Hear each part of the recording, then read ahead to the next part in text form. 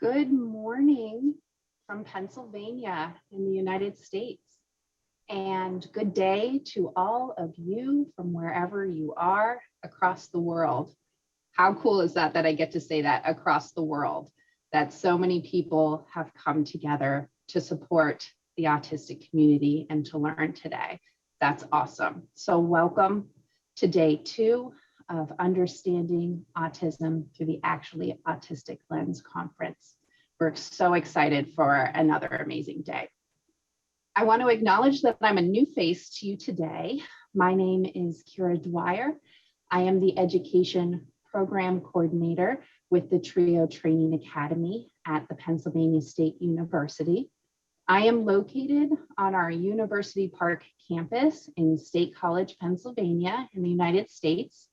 And I have been in this role since January of 2021 and with the university for over 3 years now. Yesterday, you met Dr. Melissa Walker, the director of the TRIO Training Academy. She'll be joining us behind the scenes here in a little bit. And as Melissa mentioned yesterday, if you have absolutely any questions, feel free to reach out to her directly via email at maw57@psu.edu. I also want to acknowledge our colleague, Jessica Petrie. She is a counselor with Penn State's Talent Search program. Jessica, Melissa, and I have worked really hard as a team to initiate this conference for you here today. And so a big thank you to both of them. I'd also like to thank WPSU and Topher Yorks for working with us to bring you this live stream. I am so impressed over the amazing, well choreographed production behind the scenes here. And I know our team, as well as all of our presenters, have felt so supported from Topher's team throughout the process. So thank you to them. And of course, and more importantly, thank you to all of our presenters for being here today, to our amazing presenters yesterday, for bringing your knowledge and your experience to all of us. We wouldn't be here without you guys. So I'd like to take a moment to tell you what the Penn State TRIO Training Academy is. First, we host the Priority 4 grant on admissions, financial aid, and financial literacy for TRIO professionals across the United States. But more importantly, and for what we're here for today, we also provide transformative professional development programs and conferences for TRIO professionals and everyone across the country, and today across the world. We work really hard to bring you timely and informative trainings on diverse populations. And like today, we bring in subject matter experts to cover a variety of topics. Some other topics we've covered in the past have included LGBTQ+, migrant students, veterans, Generation Z, mental health, mindfulness. In November, on November 9th, we have a program called Mental Health for Black and Brown Youth. And of course, today we are here to learn about and support the autistic community. I'm going to post our website in the chat. So feel free to check out the website and get on our email list so you can learn about all the exciting programs we have coming up. To go over a few housekeeping items, these 3 days are being recorded and you will receive communications to the email that you registered under on how to access the recordings, as well as the materials and resources that our presenters have chosen to share with you all. And this communication will be sent out after the conference. So we will make sure to get that to you, as well as a feedback survey. We really value your input and your support. So please let us know how we did this week. As you saw yesterday, and including today and tomorrow, we have worked really hard to make sure that this program is as accessible as possible to as many people as possible. So we will have ASL interpreters, captions. There's a 30-second timer prior to every presentation. So please let us know if you need anything in the chat as well. Yesterday, I loved seeing how much interaction and engagement and sharing you all gave. And I am behind the scenes monitoring our chat. I promise you I will get as many questions as possible relayed over to our presenters, so we can get them all answered for you today. And please share with each other. And we loved seeing that engagement yesterday. So I think I covered everything. If I missed anything, please let me know again in the chat and I will answer you there. I'm going to turn off my screen here in a moment. I'd like to welcome our first presenters for the program, our non-speaking and not speaking synonymous. And with that, Linda, I'm going to turn it over to you. Thank you so much and enjoy day 2, guys. Good morning, everybody. My name's Linda Tino. This is my son, Gregory Tino. Yeah. He's a 28-year-old non-speaker with autism and apraxia. And I'm going to read what he wrote in preparation for this event. Back in my early childhood, an invader began to take over my body. At first, it began to rob me of my voice, but then it began to control my body too. Apraxia was its name. Autism and I probably have been together since I was born, but apraxia was an unwelcome guest who robbed me of everything but my mind. The worst thing was no one knew, not even my own parents who loved me dearly, but underestimated me on a daily basis. Being alone in my basement and spending all of my time on YouTube probably was my future. Until a dreary, rainy day in May of 2017, a day apraxia met its match by an 8x11-inch stencil board. Could autism and I win against such a formidable foe? I am here to tell you yes. Talking for me now is pointing to letters on a letterboard to spell my thoughts. Once alone, now I have a group of other letterboarding friends and a new purpose in life. There is a group of people that I will call the others. They are sitting silently on the sidelines. All of them are waiting to be removed from their jail cell. They wait patiently and endlessly for us to free their voices from their apraxic bodies. All we need to do is believe in them, to help them, and to encourage them. To be able, autistics are going to need the support of us all, the belief in their abilities, and all of our love. Won't you help me to join the others? And I'm now going to turn it over to Emily Pinto.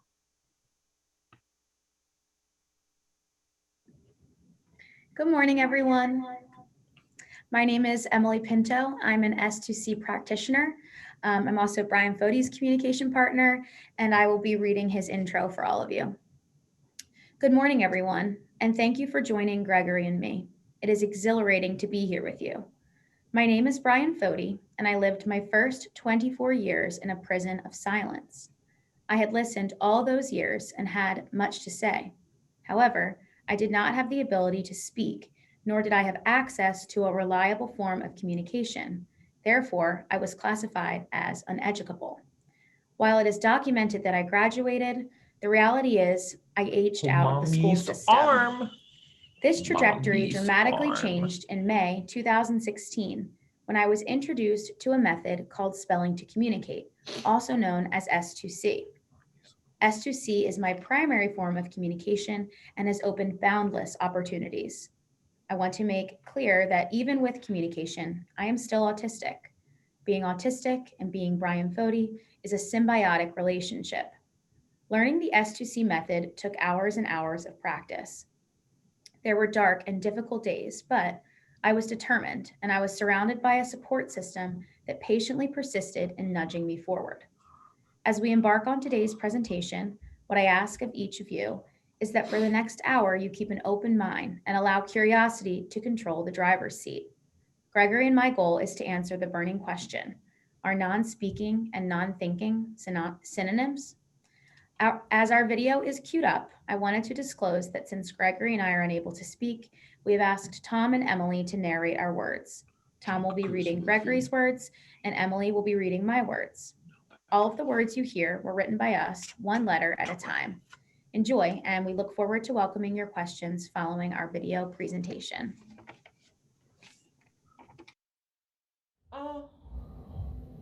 I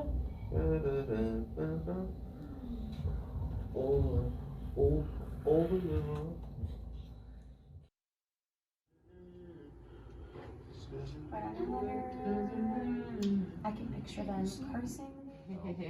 E to the 11 and to the next level.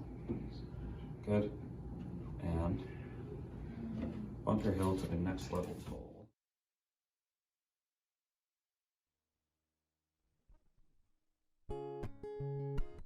Here I am before autism began its hold on me.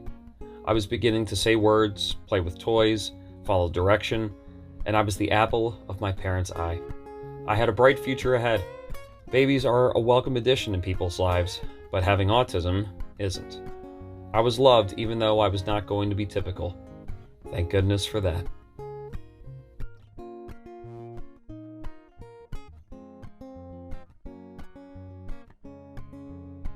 This is when I was so little. Aren't I cute? I loved trains. They were a zen for me. I used to make elaborate railroad setups. The Transcontinental Railroad had nothing on me. This was how I focused myself. This was my first creative venture. I'm thankful that this was encouraged to an extent because I enjoyed it so much. Below is me in La La Land. The position I am in was one that made me feel safe. Being under the crib helped me make sense of what was around me. It might seem uncomfortable, but before I couldn't express myself, this was how I tried to communicate with everyone. Small signs here and there, in the hopes that it would catch on. There were times nothing would happen, and other times I'd get through. Brian, was there a sensory aspect to laying on the carpet as opposed to the bed? There definitely was. The carpet had better feedback. It let me know where my body was sooner than something like a mattress or a cushion.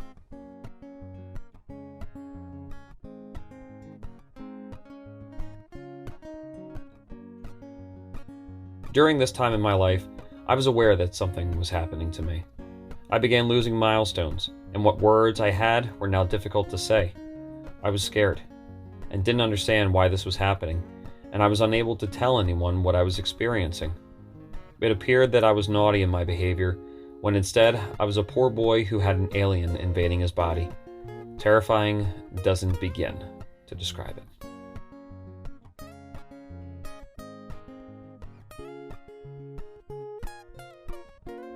This was a time in my life when, in a lot of ways, I felt seen. I was so little, and life was playful. A lot of the moments with Stephen were a time when being autistic was not keeping me from a full life. It was joyful to be in that environment, and I didn't spend my time there feeling different. Did you know you were autistic at this point? I am not sure I did at this point, and I think that's a piece of why I am reflecting on feeling seen. I was not necessarily aware I had autism, but I knew there was something different in the way people encountered me versus my brother, but not Stephen. He was presuming competence in who he knew I could be. Before that, I never fit the mold previous programs needed me to. They asked me to leave, but I know the universe closed those doors so others could open. I see this in hindsight as one of the first times someone outside my family thought I had more potential than the world was giving me credit for.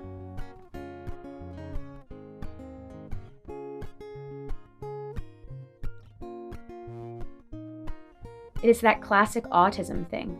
It's that idea that a little ABA would fix the behavior, and then I'd be like anyone else.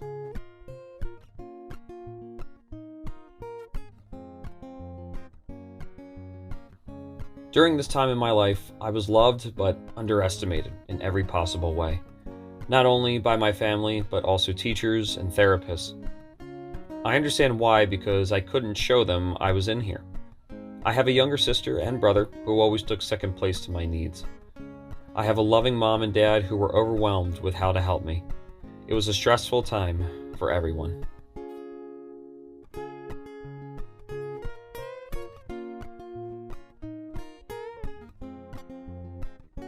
This was a labor of love. The people there were always good to me. I loved the challenge horseback riding presented to my body. It was not always easy, but it was fun. This was when I gained a respect for horses. They're a brilliant animal. Brian, do you feel like the horses presumed competence? I really connected with them. Horses were some of the few beings who saw me as a person instead of someone with autism. They presumed competence in me from the start. Unlike so many other people, they were not afraid of me.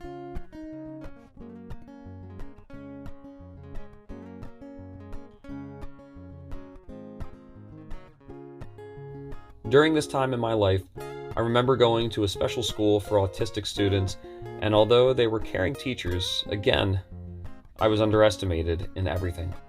I was taught the same things over and over, year after year. I am aware that I was not easy to teach, but I would have hoped someone would have figured out that autistics are learning even though they may not look like it to others.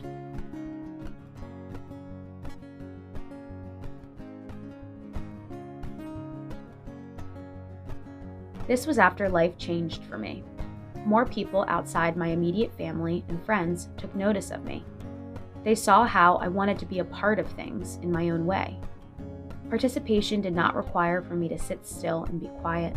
It became a fluid thing. No one had issues with me not making eye contact, or if I had to put cotton in my ears to muffle the sounds of the environment.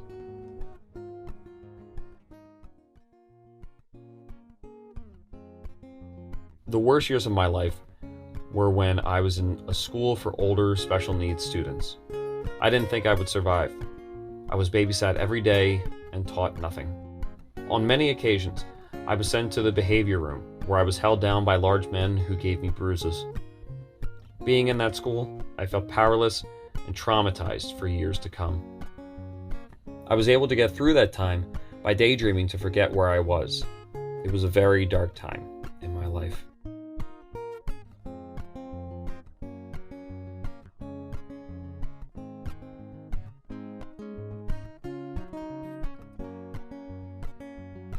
I am now able to tell people what I like and don't like. I love the Flyers and going to a game with a good friend. I am also able to tell you to stop giving me cooked vegetables. I am grateful to be the master of my own universe. This is presuming competence in human form. Gregory never had a way to express how much he loved hockey before S2C. Thanks to spelling, he could say that games were not overstimulating. I was so glad to have attended this game with him.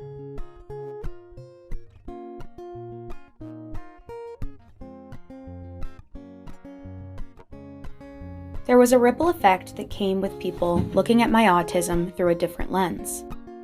I did not have to go to a room by myself for part of the night. I got to hang out and be a part of the back and forth. I was asked to say something to add to discussions and got to further build relationships with family and friends. Once people understood that I could comprehend them, it shifted my dynamic with them. We interacted more like people do on a daily basis. There was a universal respect to conversations. Through that universal respect, we could have honest conversations. They knew I wanted to help them, and that was the key. I helped them understand how to accept and empower people like me. It gave me the opportunity to build deep and meaningful relationships. I taught them to see others like me as capable and competent.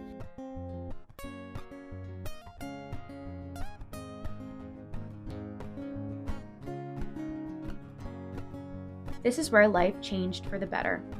Pictured here are my brother Tom and pseudo-sister Emily at Inside Voice. This is a place where presuming competence is a mantra. Tom and Emily believe that everyone at Inside Voice can do anything. I was fortunate enough to introduce both of them to the role of communication partner. It was from there that my life really shifted because I had access to open communication on a regular basis. That was monumental. From there, we took a leap of faith and opened Inside Voice. Now Tom and Emily can help spread that mantra to every individual who walks through the doors of Inside Voice. A major piece of autism is understanding that my inability to communicate through speech is the result of a brain-body disconnect, not an absence of thought. By brain-body disconnect, I mean my thoughts and ideas are no different than yours. Where the problem lies is that my body ignores my brain. Think of a time when technology died on you. You know what the end goal is supposed to be, and now you are left without the means to achieve it. This information shifted the way people interacted with me. Not only that, now I could use the letterboard to teach people why I do certain things. I could explain why my body was doing crazy things or give people advice on how to help me. S2C opens doors for all of us.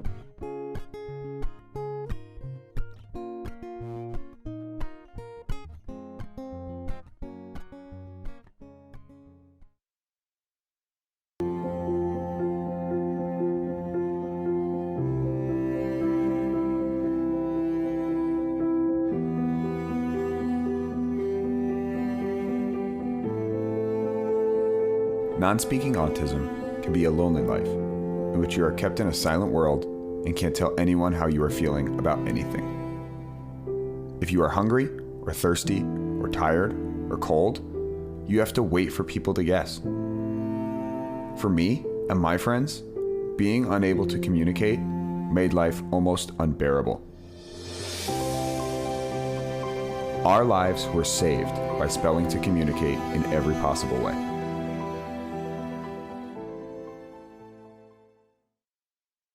This method is based on the principle that autistic people and people with motor sensory issues have a mind-body disconnect due to apraxia.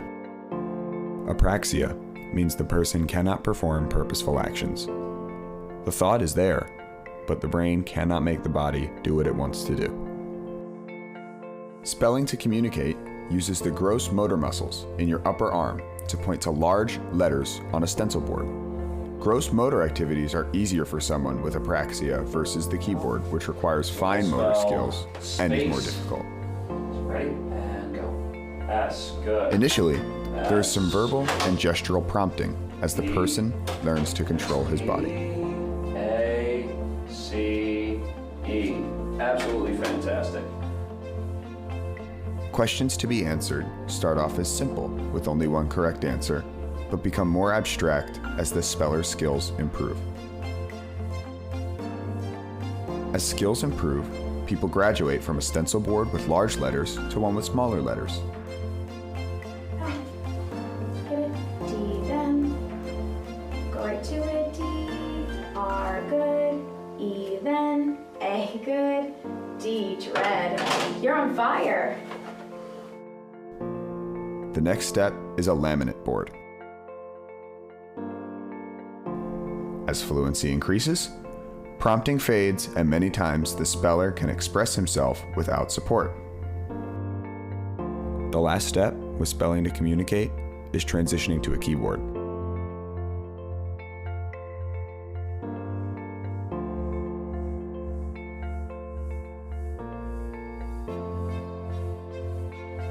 The hope is to be able to independently type with the keyboard placed on a slant board.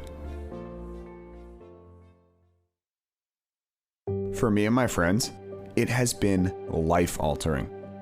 After living in silence and loneliness, we are now able to have some control and a true sense of happiness. We can be a part of our families in a way we never thought possible. When my friend Vince was asked to name one thing that has changed for the better since he has been able to communicate, he said, "I can let my loved ones know what they mean to me." Patrick described a beautiful scene. and put it on a picture for his dad for Father's Day.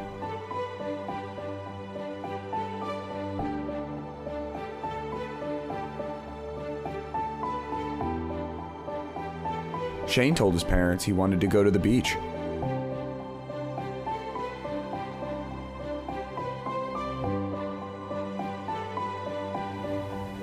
I love deciding what to have for lunch. Pizza. 4.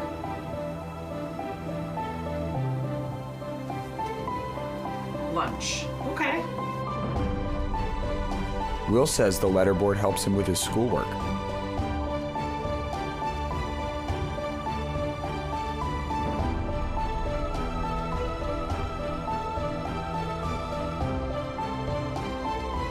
Sarah sent a birthday message to her grandmother.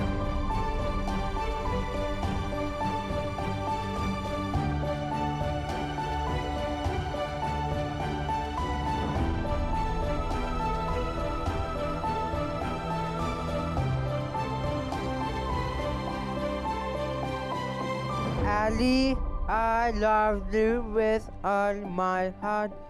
I will Matthew wrote a speech and proudly read it at his sister's wedding. dear Ali Abe. I want to wish you all the joy that marriage can bring. Love, Matthew.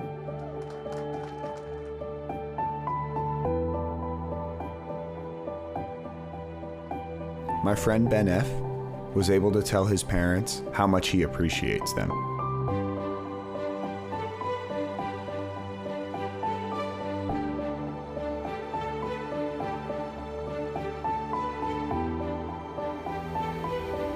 I am still wanting pizza for lunch. Pizza. 4.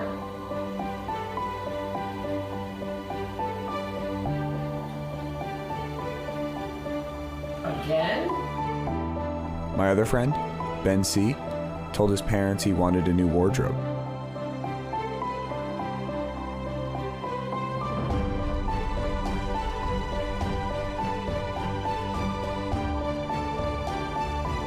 For my friend Samantha, being able to communicate made her parents realize her passion for art.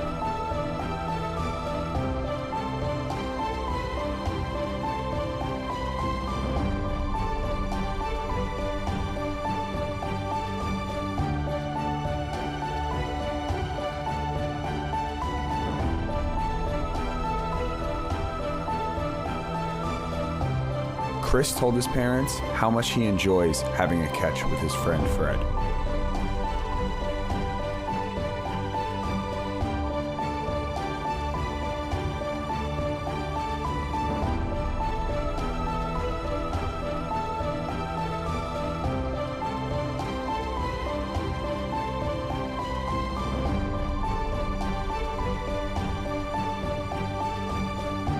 Autism and apraxia will always be with us, but life and autism can live happily together.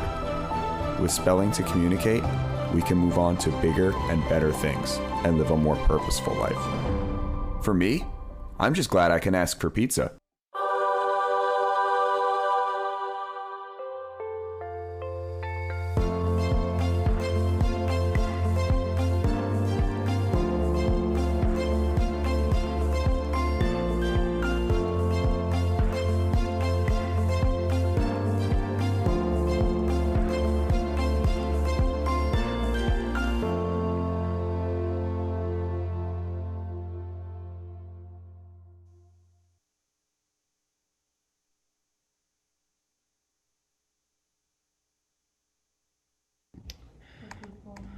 All right, folks, we're fielding questions right now. Brian is in the middle of spelling one of the questions with Emily, and they're answering currently why was spelling to communicate chosen over PECs. And there are a few others that I want to allow really the experts to answer, which are Brian and Gregory, because they're the ones who live this every single day. So, Gregory, why don't we toss this one to you? And there we go. My ears were buzzing. Gregory, are you going to eat pizza at after the conference today? I have a feeling I already know what he's going to say, but I'll let the man himself answer. I am going to milk this for all it's worth! Exclamation point. He knows how to play us.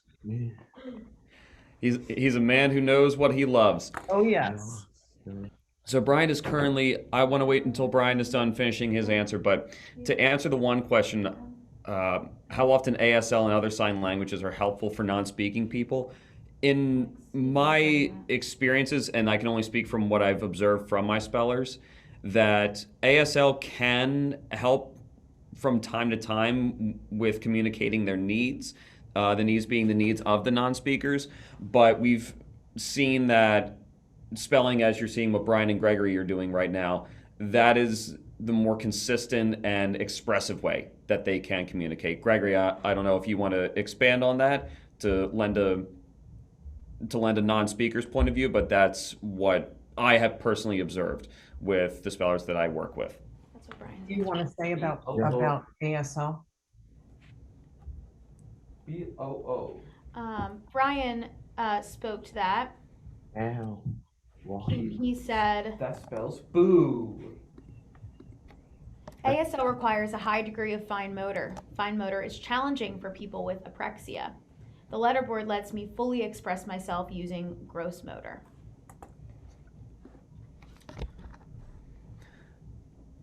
Gregory's actually answering the one about pecs. Do you want me to continue with him with that one? Here, Gregory. He'll start again. The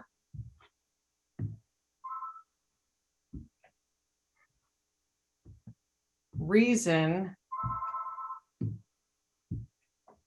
pecs is not as good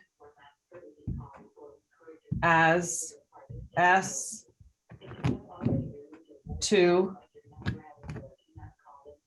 C is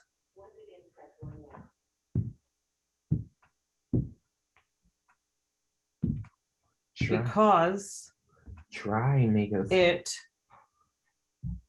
try make us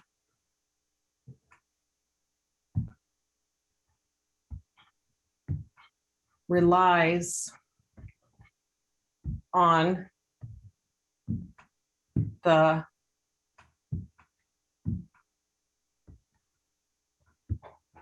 nice and accurate choices the one inside. teacher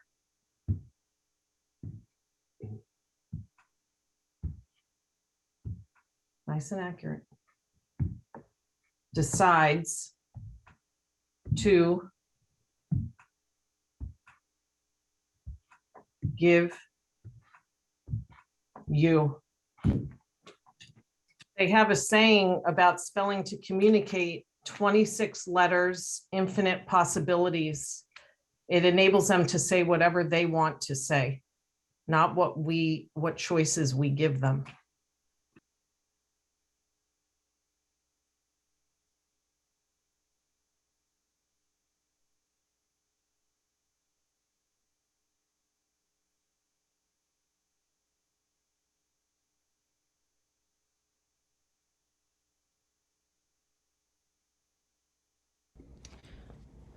So I'm seeing a few that are on some of the technical side of the S2C method, and the first one I'm seeing is why aren't letterboards arranged in a QWERTY order? if the ultimate goal is to transition to typing. Doesn't this create a difficulty when transitioning from low tech to high tech? A good question, and it's an absolutely fair one, and one that we do field quite often.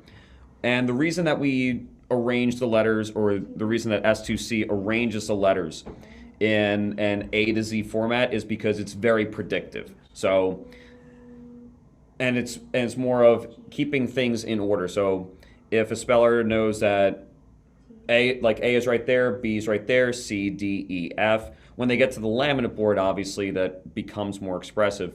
But it's a much more predictive thing for their bodies and for their eyes as well. It's easier to find the letters when they're in order.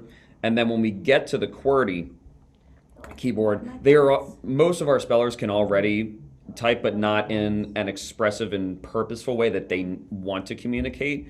So when they get to the QWERTY keyboard, the targets are much smaller, and they have to be very, very precise with them.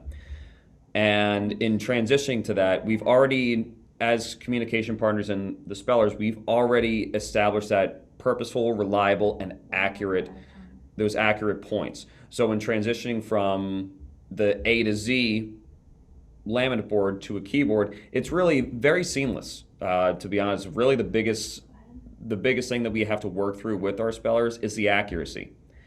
And iPads and screens ever used instead of keyboards.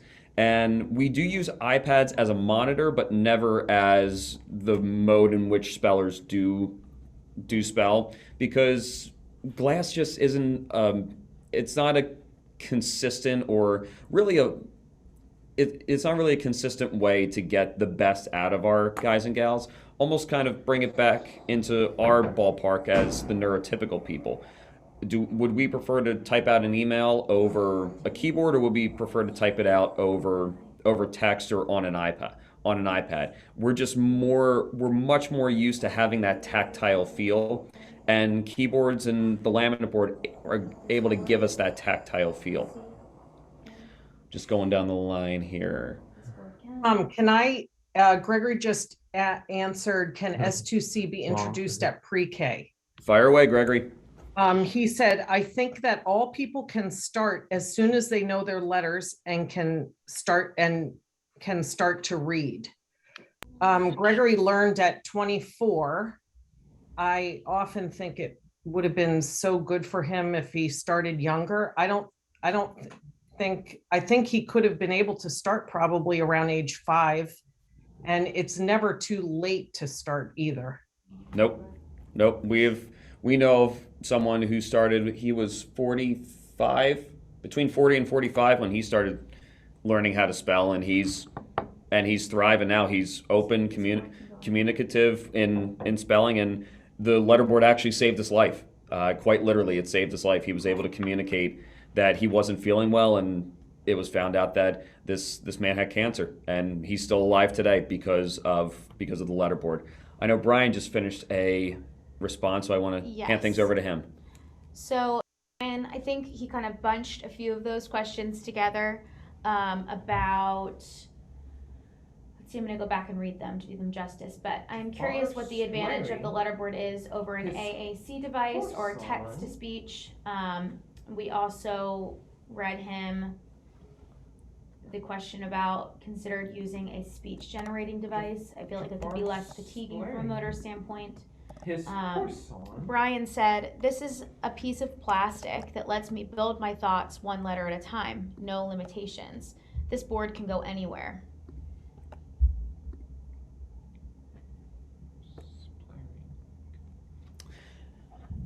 And to also follow up on that, Bri, I would say the ultimate hierarchy of S2C is independent typing, but I wouldn't classify it as the ultimate goal, because once our spellers get to a certain degree of fluency, we allow them to say, are you interested in learning how to spell on the keyboard? And with some spellers, they're content spelling on that laminate board that you're seeing Brian spell on right now. And others, they want to start typing and eventually make their way to independent typing. So it really is based on the speller. If a speller wants to achieve that goal of independent typing, we'll absolutely go on that journey with them and help them through it. But if they're content spelling on a laminate board, then we're just as happy to allow them to have that expressive means of communication.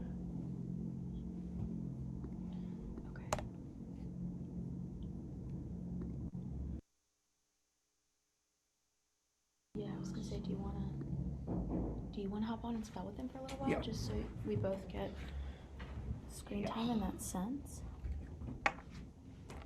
Okay.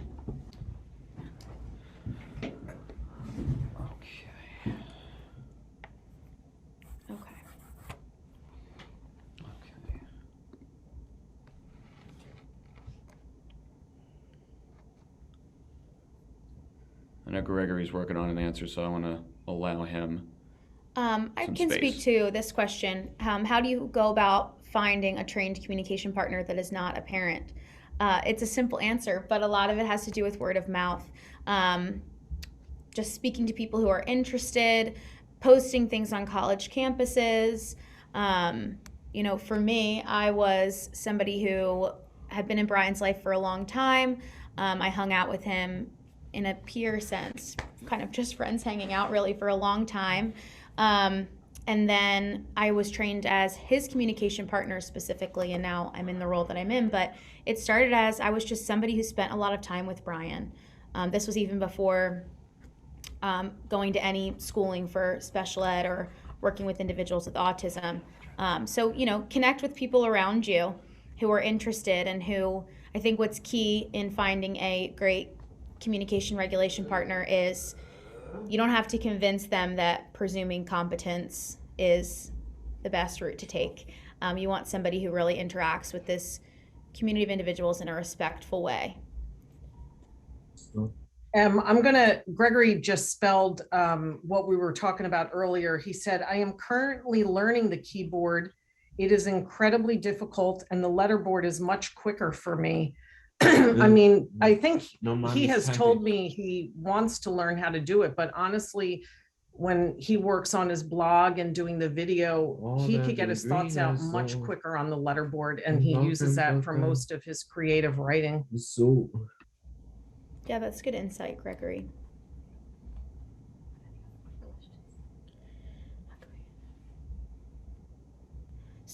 Question, how can we get started with young children who are not old enough yet for spelling? Are PECs and ASL appropriate at that age, or is there a better way to prepare them for a communication system like S2C? I'm never going to knock any other program because there is a wide spectrum of individuals that are impacted by autism. What I will say as a blanket statement is feed their brain, engage them with interesting content, read them books, expose them to the alphabet and to numbers.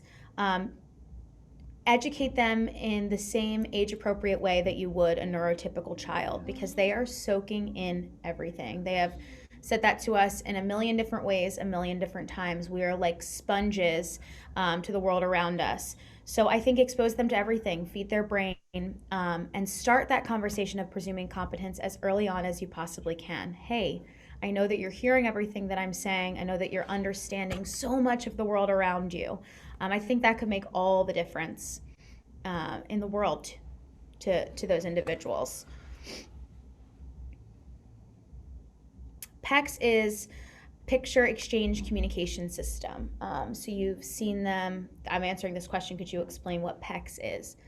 So you've probably seen them. They're on a sort of Velcro board or on a keychain sort of loop, and they have basic wants and needs or basic vocabulary words on them. So some frequent ones would be snack or bathroom or break, or common foods that you think that your child likes or the student likes, so that they can use motor to find those PECs and express the need in that way. Gregory just commented, he said, to me, PECS was limiting, but I'm sure it helps some younger children.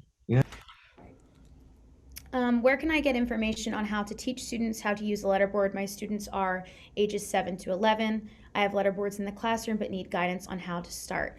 I would recommend that you reach out to IASC, which is the International Association for Spelling as Communication. I will put that in the chats so that you know how to search it. We are proud to work alongside them in spreading the word about spelling to communicate. And they should be able to offer you some more information.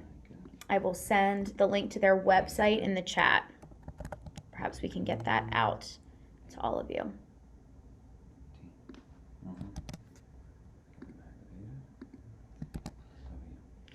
This feeds on that as well. How can you get training to become a communication partner? Are there any organizations such as this in Louisiana? I would have to check if there's any in Louisiana, but that same link to iask.org can assist you there. That is the hub of all individuals getting trained as both practitioners and communication regulation partners. They can offer you insight in that regard. That's a good thing to lay out for you. So practitioners are individuals like Tom and I who have been trained extensively to work with a wide range of individuals. We always say our skill set should be able to address the needs of anybody that walks through our door, whereas a communication regulation partner is trained specifically for a particular individual. So Linda is trained to work as Gregory's communication regulation partner, whereas Tom and I work with both Brian and Gregory as S2C practitioners. So that's an important thing to distinguish for you. So if you're looking to become a communication partner for one specific individual, that's important to note. Whereas if you're looking to become a registered S2C practitioner. I'm trying to see if there's any more questions for Brian.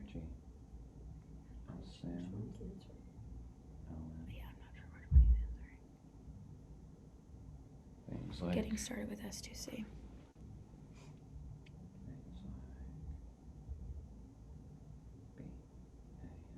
That's a good one.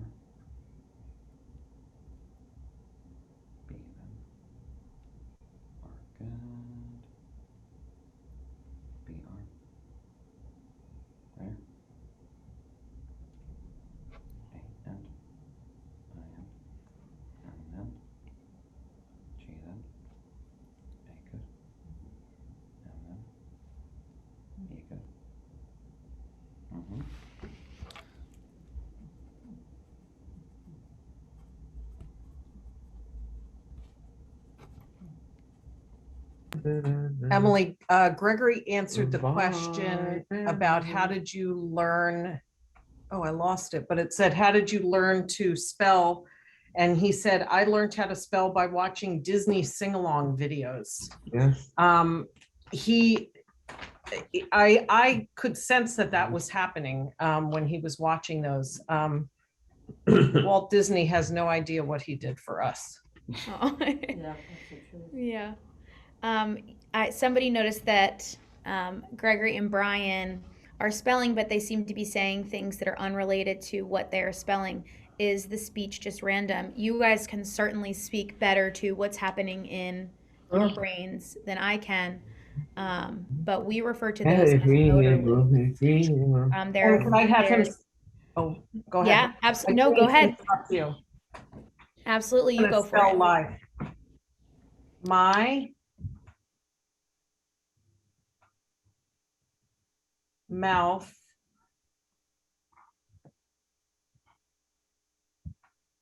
works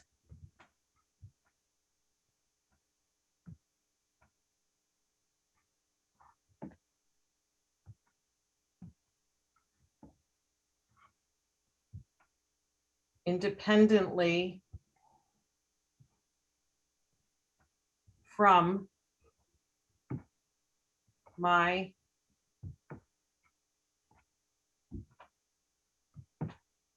brain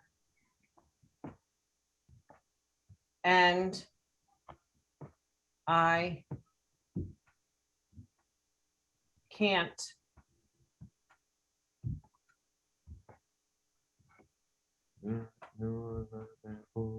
control it. I'll tell you one thing. This was so eye-opening for me with Gregory. Once he learned how to do the letterboard, there'd be times I'd go to him and I would say, "What would you like for lunch?" And his mouth would keep saying, you know, peanut butter and jelly, peanut butter and jelly. And then you put the letterboard. I know, honey, hold on. And then I put the letterboard in. Yeah. And I put the letterboard in front of him and he would spell to me, "Please don't listen to my mouth. I really want grilled cheese." So I have learned never to listen to what he says verbally. I don't know if this is the case for every person with autism, but many of the people that go to Inside Voice say the same thing. Their mouth always says things that is not their real intent. Yeah, well said. We have just a follow-up question to Tom gave some explanation to the use of ABC layout versus QWERTY. There's a lot of layers to this when you go through the training of understanding why this happens. But the simple answer as to why we go with ABC versus QWERTY, a few things. One, yes, ABC is predictive, so is QWERTY, but they're so used to seeing the keyboard, we're exposed to the QWERTY layout with all devices. So the ABC method actually requires them to use more purposeful motor when choosing what letter to go to, because it's breaking what they're used to on the keyboard. Anything you would want to add to that piece, Tom? No, you covered that. And on a keyboard, you have a lot of other buttons and symbols and numbers and you name it, it's on that keyboard. Besides just the letters. And so from a motor standpoint and an ocular motor standpoint, there's a lot more for the body to be working with, for the eyes to be sorting through. With this laminate keyboard, you simply have oh, can I turn your background off? Yeah. The 26 letter alphabet. We have just simple punctuation, a done button, and this X, oh, it's mirrored, we teach to as a delete. And then there's a little number symbol in the bottom corner that lets them switch to the numbers if they need those.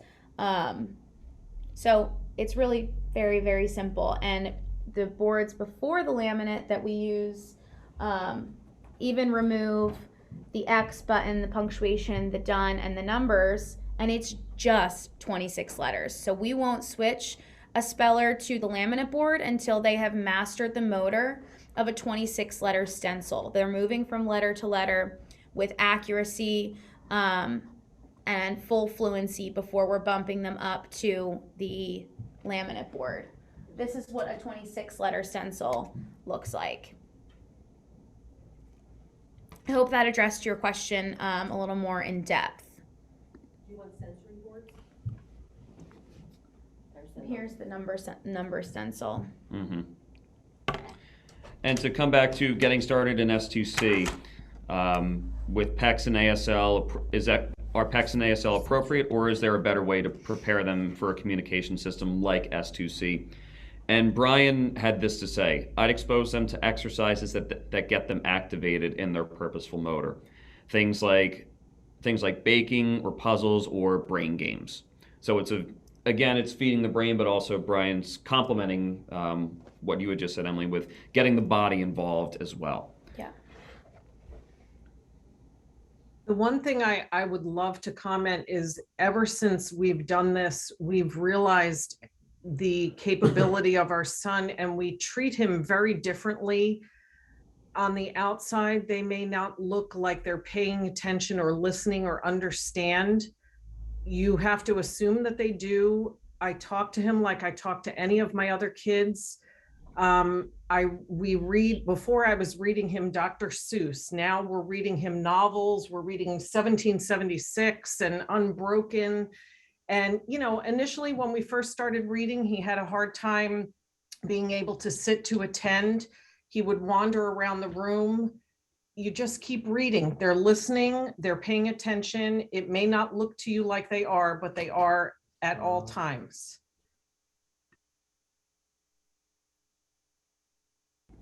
And there's no physical touch. We did have a question come in. Could you speak to the controversial history of facilitated communication and how this distinguishes itself from that? I really can't speak to facilitated communication. My background isn't in that at all. I don't have a lot of knowledge to comfortably speak to that. I can speak to S2C in saying our goal, first of all, we don't physically touch the spellers. Our goal is to use our voice to coach their body to build that bridge themselves. And now I'm having a brain fart. We essentially we use our voices to help coach them, and I like to compare it to learning how to hit a baseball for the very first time. If you have never swung a bat and hit a ball in your life, then I'm going to start off on the very, very basics. I'm going to say, okay, let's adjust your posture. Are you looking at the ball? Where are your hands? Are they too high on the bat? Are they too low? Are you bent forward too much? Are you leaning back too much? What do we need to do to get your body in the best position that you can be successful? And that actually speaks perfectly to this question that just came in as well. How do you make sure that the message isn't influenced by the communication partner, but is truly the message of the communicator, especially in the early stages? So in the early stages, we use a structured lesson format.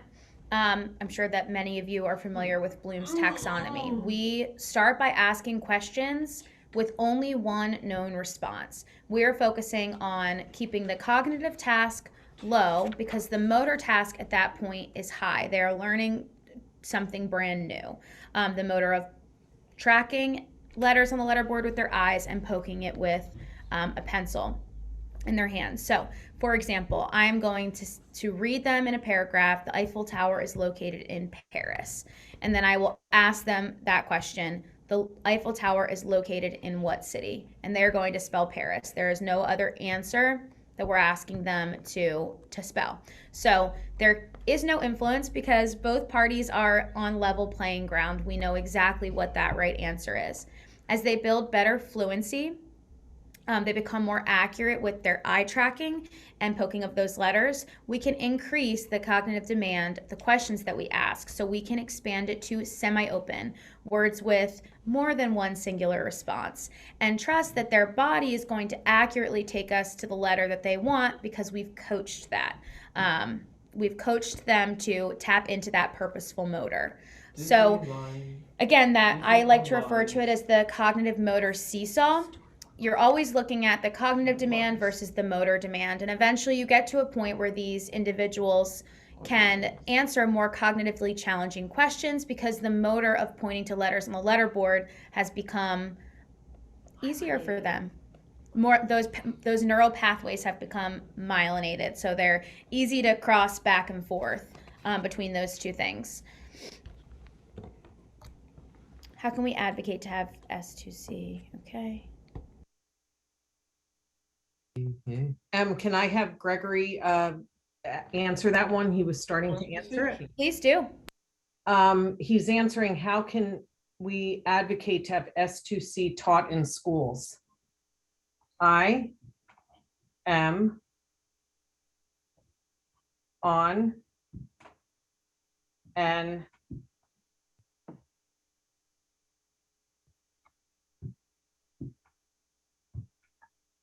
advocacy group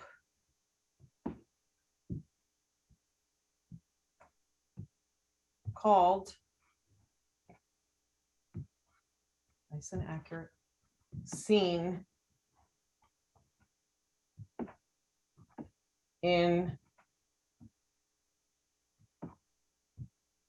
which we are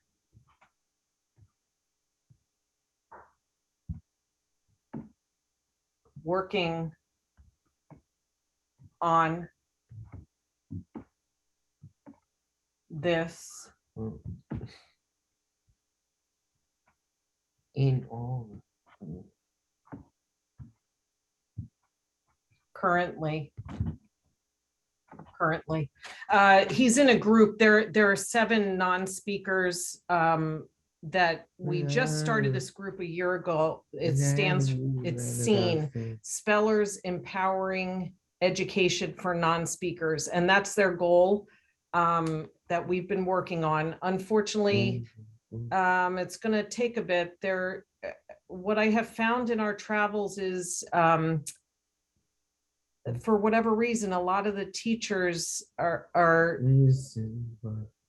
they don't see the capability of our kids, unfortunately, and they're going to have to be convinced that this is something that will help them. But we're working towards it. It's just going to take a bit. I want to speak to from a logistical standpoint, in terms of having S2C taught and used in schools. You need well-trained communication partners who are going to practice with integrity, and that training costs a lot of money. So from a logistical standpoint, you can't have S2C in schools without enough trained communication regulation partners, and in order to have quality trained communication regulation partners, there needs to be money for that. So it's a simple, not fun answer, but it's true.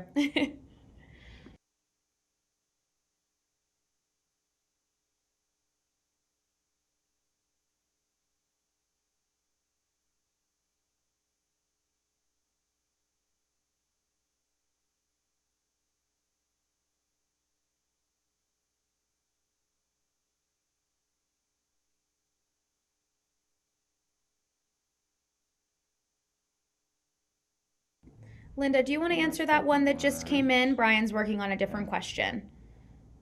Sure.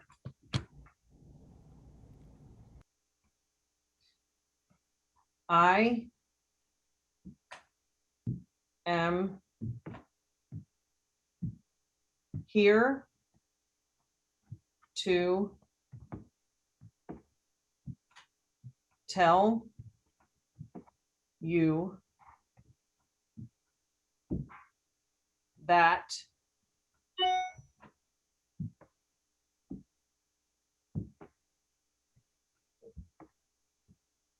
practice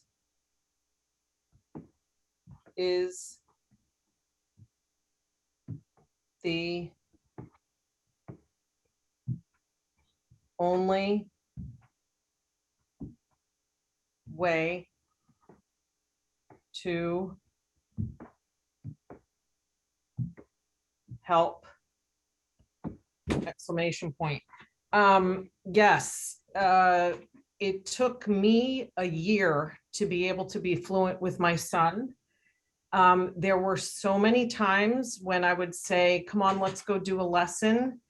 And he would sit down and then hit me and run away. And you would normally think that means they don't want to do it. It was the opposite. He told me later, sometimes things that he really wants, his body does the opposite. And eventually he was able to sit and attend.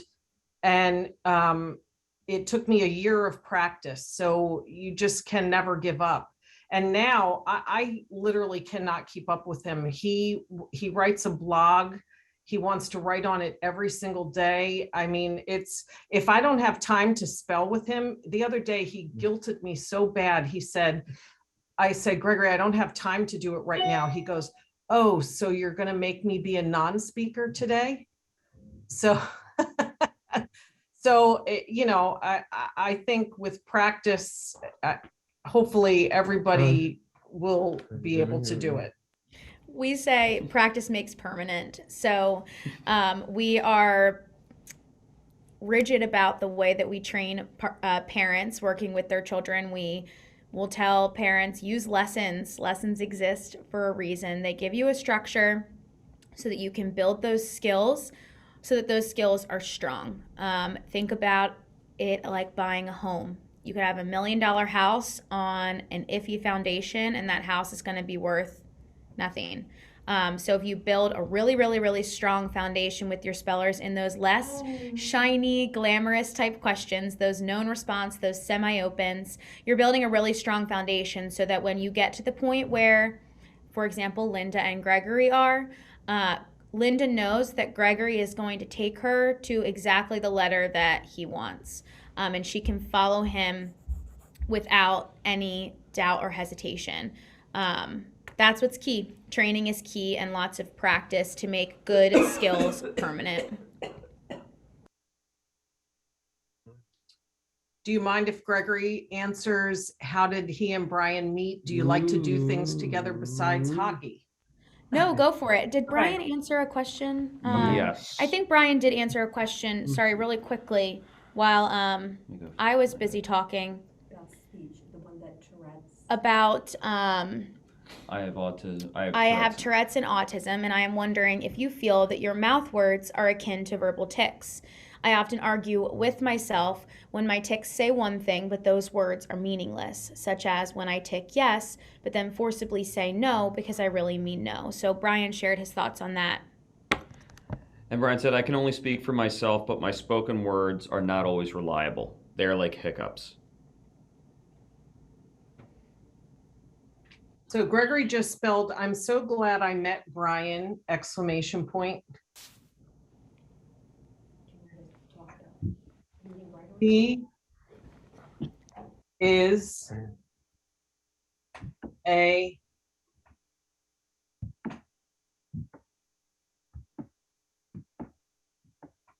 friend that I am so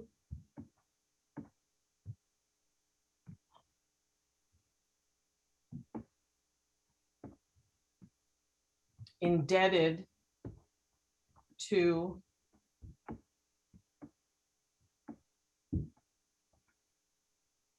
because he was the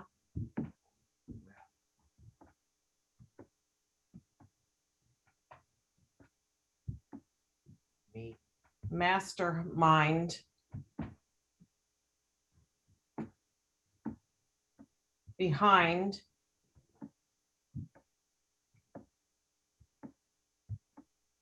inside voice. He was Brian Fody. We all love Brian Fody. He is the one that told his parents he wanted to begin Inside Voice, and we now have up to 30 some spellers.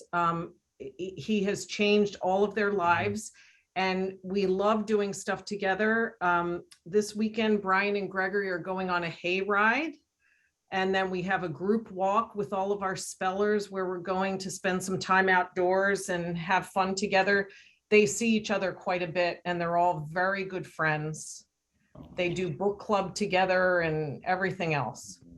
Yeah, so Inside Voice is the Spelling to Communicate program under the Alive organization. And what's really great about Alive stands for Adults with Autism Living with Independence, Value, and Esteem. And Alive sponsors a lot of community events and outings and just fun opportunities for families of non-speakers and other special needs, other neurodiversities, to just gather in a safe place with people who get it, people who understand what it's like to be the parent or sister, brother, cousin of an individual with special needs. And it's a really fun thing. So they spoke to the hayride on Friday. That's something fun that we're doing in the fall. But there's other events that Alive sponsors as well. And it's just great to see these individuals gather in that safe space and just have fun, because yes, they have autism, but they're also, adult males and adult females. So. And to follow up on Gregory's question, Brian said he loves going on walks with Gregory too. Someone asked what his favorite Disney movie was. Gregory answered Mary Poppins. Brian, I know you're a Disney fan. What's yours? Brian answered with one word: yes.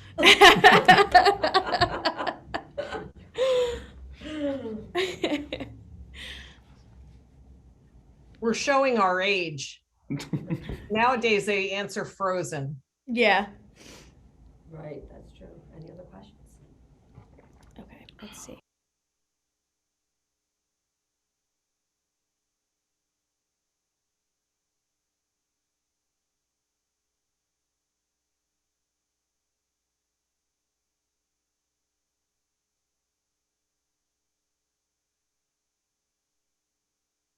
Sorry. So there was a question that came in. I noticed there are lots of different colored boards. Is there a meaning or hierarchy to the boards, or is it just user preference? There is a hierarchy to, I showed these stencil boards, which is where you start on this 3 stencil boards, which has the alphabet divided amongst them. And from there you move to the 26 letter stencil board, to then the laminate board, which you see Brian and Gregory using. For some of our friends, they prefer a sensory board over the stencil because for a number of reasons, holding the pencil, the tactile feedback. For some, if you have more ocular motor needs and you need a board with higher contrast letters, then there are specific colored letter boards to address that. Otherwise, most of the time, it just comes down to user preference. And there's beautiful colored boards because it's fun. It mixes things up. You also, it's important to note that it's great to mix up the color board that you use with your spellers so that that doesn't become a motor loop.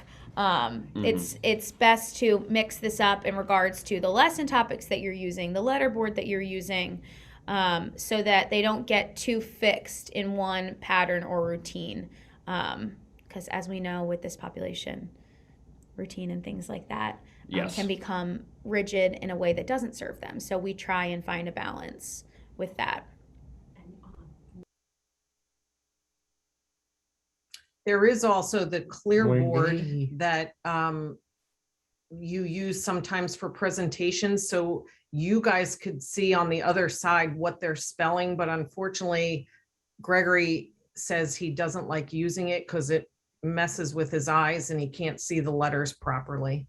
Yeah, so this is the clear laminate board, which Brian was using when we started, but it can be draining for the ocular motor to track when you can see so much behind it. So he's been switching back and forth. But yeah, that's during shorter presentations, that's something that we like to use so people can see them accurately moving between letters.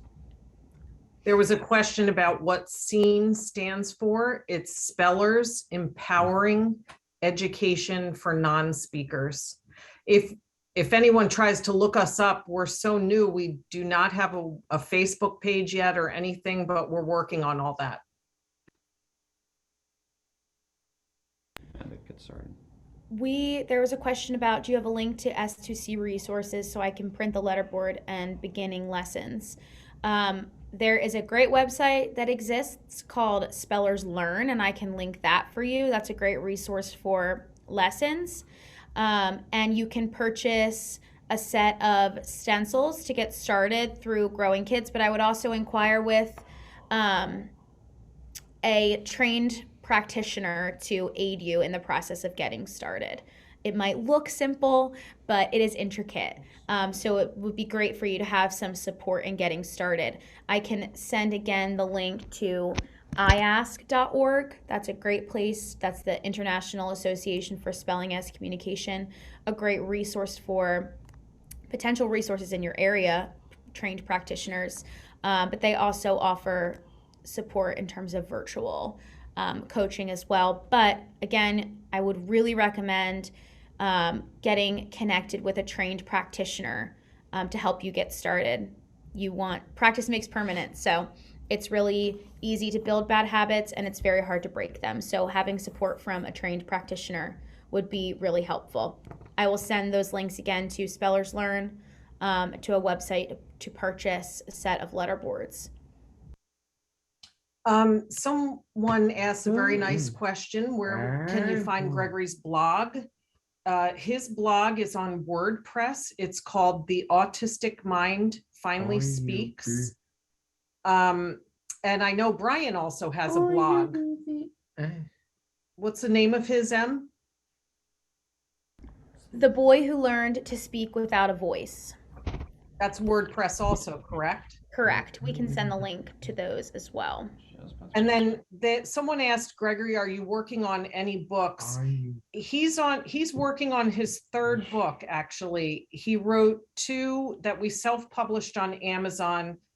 The latest one is called The Autistic Mind Finally Speaks. It's on Amazon, and it took him 1.5 years to write.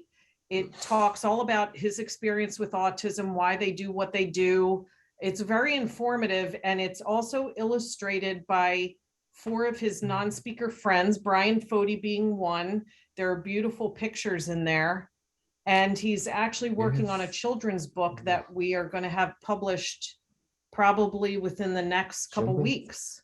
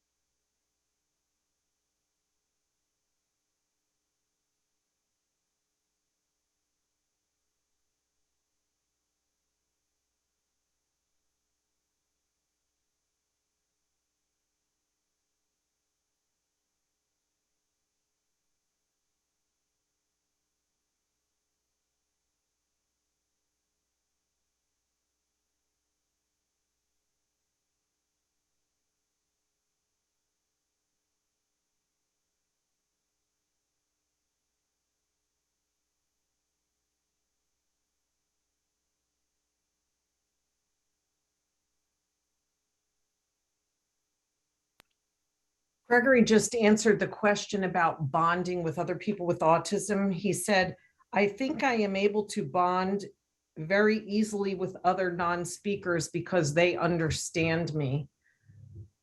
And they do have very close relationships. They can't always talk to each other in the conventional sense, but they still enjoy being with each other, just being in the same room.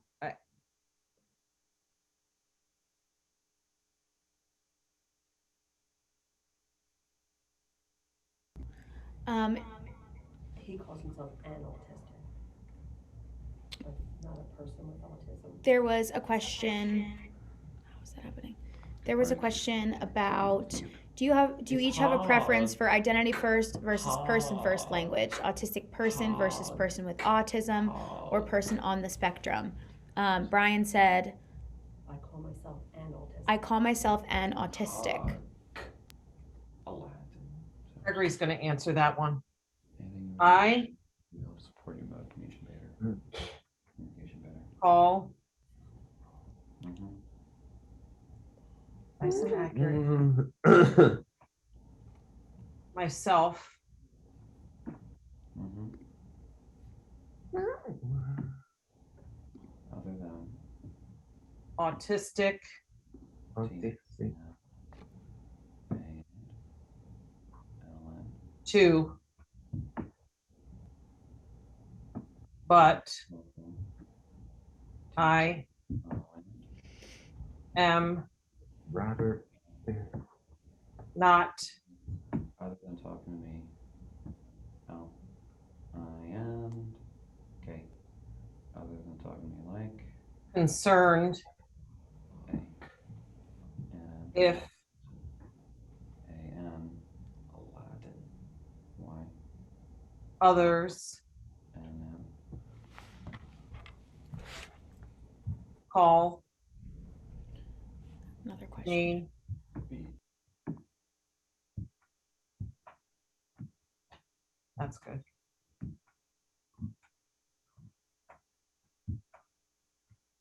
Differently.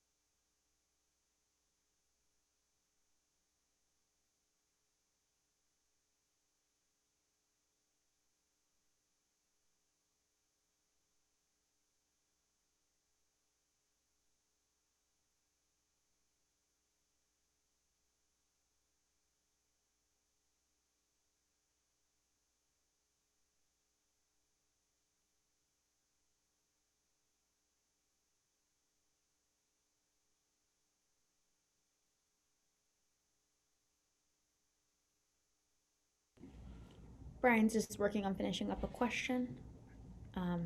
So yes, we know that we're muted. We just are keeping it.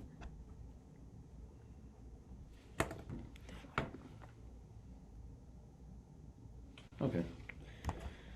So in regards to which question was this? About what your community can do to help you. What your community can do to help you, Brian said, other than talking to me like anyone, I ask you to presume confidence in all non-speakers. I'm not sure about anyone else, but still convey them. Try to write it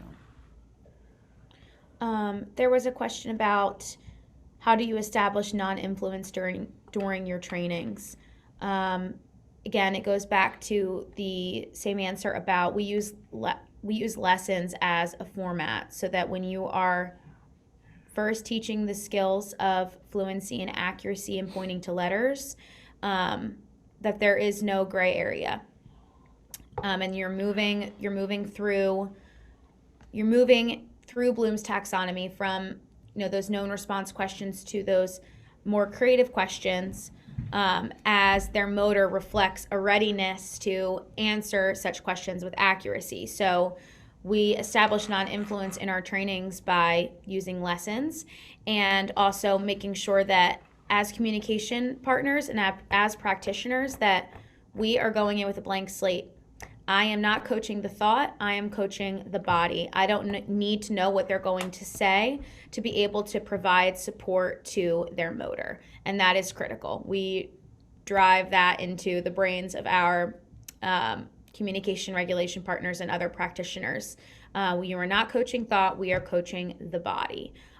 So, to say, you have an L, next letter is, find your letter, L-O, okay, L-O, L-O-U, good, next letter, D, okay, they were spelling loud, but after that O, I didn't know if they were going to loud, to love, to loyalty, so I am just coaching that body to go accurately between letters. I can't know the thought, but I know I can coach the body.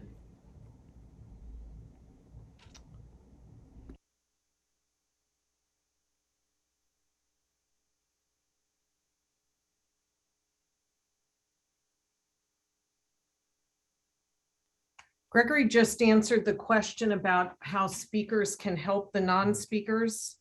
He said, I think a divide exists with speaking and non-speaking. I wish that the speakers could help spread our message that autism does not affect our intelligence.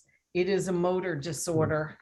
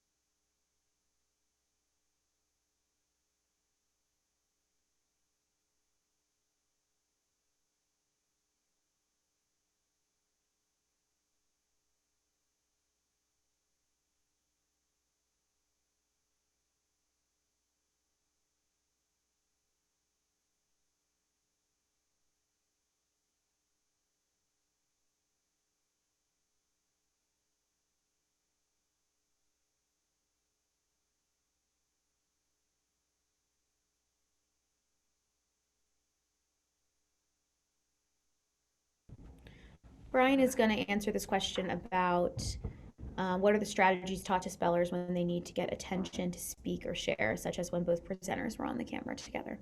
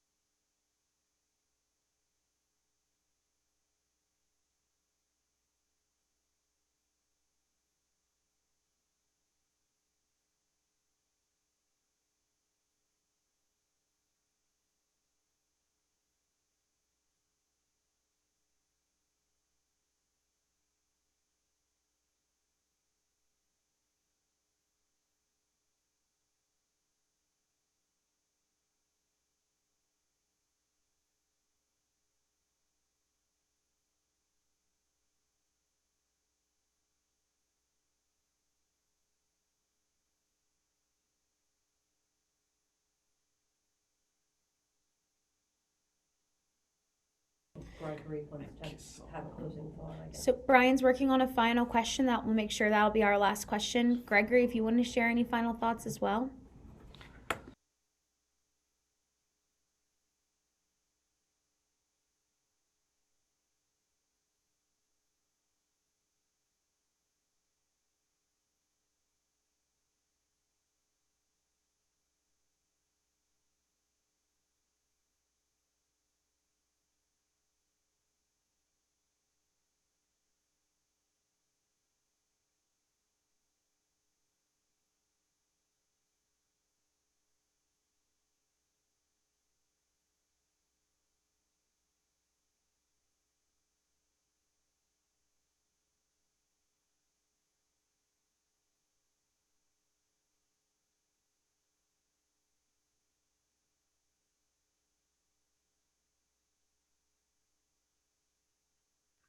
Gregory's last comment was, thank you so much for having me. It was a thrill. Now for some pizza.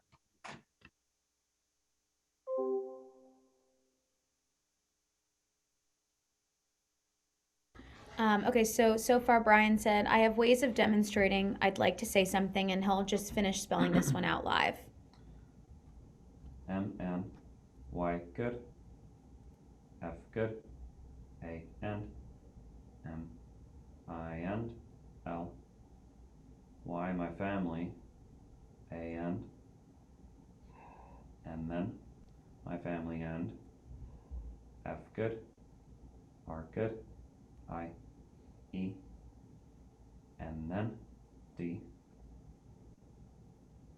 My family and friends. H-N. A, good. V. My family and friends have. P. I and. C then. K, good. E. E and. My family and friends have picked